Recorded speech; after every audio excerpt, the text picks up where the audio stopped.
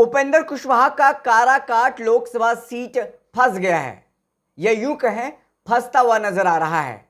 Upendra Kushwaha NDA की तरफ से प्रत्याशी बनाए गए हैं लोकसभा का, और महागठबंधन की तरफ से जो प्रत्याशी हैं राजा राम सिंह, उनसे उनका मुकाबला था, उनसे उनका टक्कर होना था।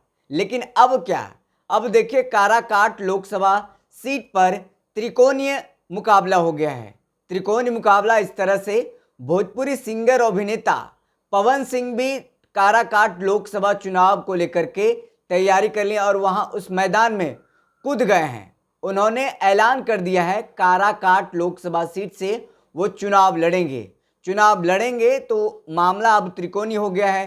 पवन सिंह भारतीय जनता पार्टी के कार्यकर्ता हैं और भारतीय जनता पार्टी ने ही उनकी सीट फंसा दी है, एनडीए की सीट फंसा दी है, ऐसा कुछ लोग कह रहे हैं।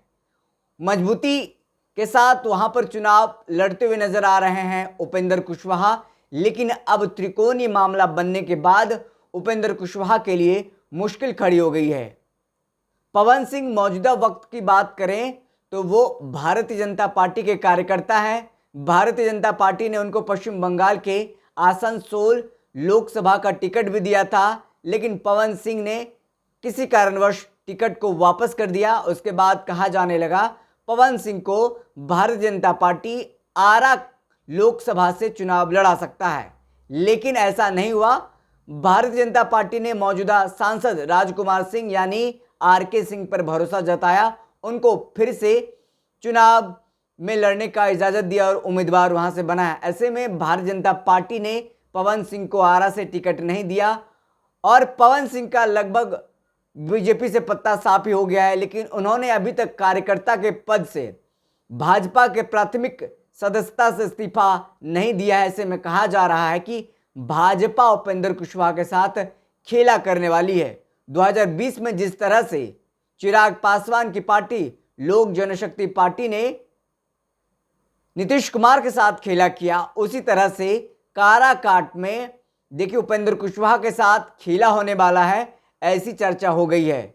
क्योंकि पवन सिंह इससे पहले तो लोकसभा चुनाव लड़ने जा रहे थे भारतीय जनता पार्टी के टिकट पर, उनके कार्यकर्ता भी हैं, उन्होंने अभी तक भाजपा से इस्तीफा नहीं दिया है, तो वो निर्दलीय चुनावी मैदान में कैसे कूद गए इस पर सवाल है। वो अब कूदे हैं तो चुनाव लड़ेंगे, क्योंकि उन्होंने बार बार कहा है कि हमने अपने माँ से वादा किया है चुनाव लड़ेंगे तो लड़ेंगे। और इस बार देखिए उपेंद्र कुशवाहा के लिए मुश्किल हो गया है। मुश्किल ये हो गया है कि उपेंद्र कुशवाहा को जो वोट मिलना था, जिस वोट बैंक पर उनकी नज़र थी, एनडीए के वोट बैंक पर उनकी नज़र थी, सवर्णों का वोट बैंक उनको मिलता और कुर्मी कुशवाहा का वोट बैंक उनको मिलता, लेकिन अब ये वोट बैंक शिफ्ट हो जाएगा पवन सिंह पर। हम इसीलिए ऐसा कह रहे हैं कि देखिए पवन सिंह का जो बैकग्राउंड है वो भारतीय जनता पार्टी का ही बैकग्राउंड है, उनको भी ये वोट मिलेगा।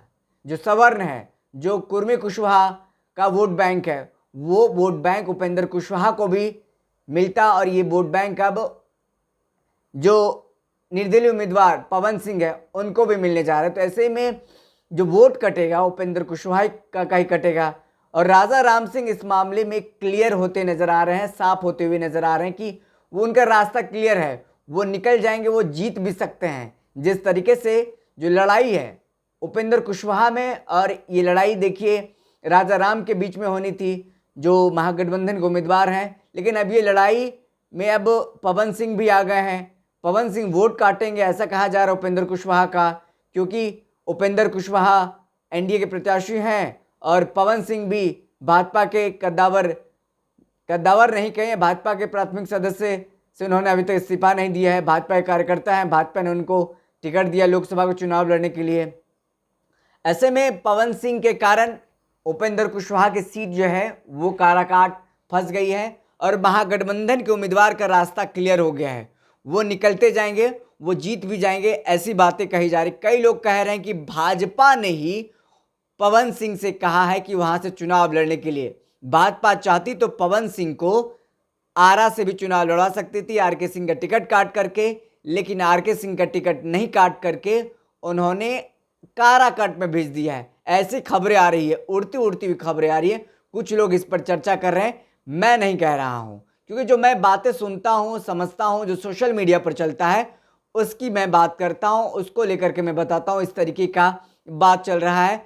जो 2020 विधानसभा में चिराग पासवान ने नीतीश कुमार के साथ किया था, वही 2024 लोकसभा में पवन सिंह उपेंद्र कुशवाहा के साथ करने जा रहे हैं, ऐसी बात सामने आ रही है। यानी उपेंद्र कुशवाहा के लिए काराकाट लोकसभा सीट मुश्किल हो गया है। वहीं उपेंद्र कुशवाहा से जब इसके बारे में बात किया गया तो बोला कि नहीं, कोई मसला ही नहीं है, साइंस का स्टूडेंट से आप कॉमर्स का सवाल पूछ रहे हैं, कोई मसला नहीं है। भले ही वो इस बात से बचते रहें, इस सवाल से बचते रहें, लेकिन पवन सिंह अगर वहाँ चुनावी मैदान में कूद गए हैं तो जरूर उपेंद्र कुशवाहा का वोट काटेंगे, ऐसी बात सामने आ रही है। क्योंकि भाजपा का बैकग्राउंड रहा है, भाजपा के कार्यकर्ता उनके फैन हैं, भाजपा के कार्यकर्ता उनके समर्थक हैं, और भोजपुरी जगत में जो पवन सिंह का नाम है वो किसी से छिपा नहीं है और उनको वोट बैंक मिलना है। काराकाट में जो लोकसभा है वहाँ पर एक जो समीकरण है, सवर्णों का समीकरण है, कुर्मी कुशवाहा का समीकरण है, जो भाजपा के कार्यकर्ता हैं, वो वोट बैंक कहीं ना कहीं अब पवन सिंह को मिलने जा रहा है। तो कहीं ना कहीं इसका खामियाजा उपेंद्र कुशवाहा को भुगतना पड़ेगा। और इस चक्कर में देखिए, त्रिकोणी जो मामला हुआ, इस चक्कर में राजा राम सिंह जो महागठबंधन के उम्मीदवार हैं, इंडिया गठबंधन के उम्मीदवार हैं, माले के जो उम्मीदवार हैं, वो निकलते हुए नजर आ रहे हैं। क्या इस खबर में आपका कहना है, क्या कुछ समीकरण होने वाला है? आप कमेंट करके बता सकते हैं। फिलहाल इस खबर में इतना ही। अगर आपने अभी तक हमारे YouTube चैनल को सब्सक्राइब नहीं किया है तो सब्सक्राइब कर लें। बहुत बहुत शुक्रिया।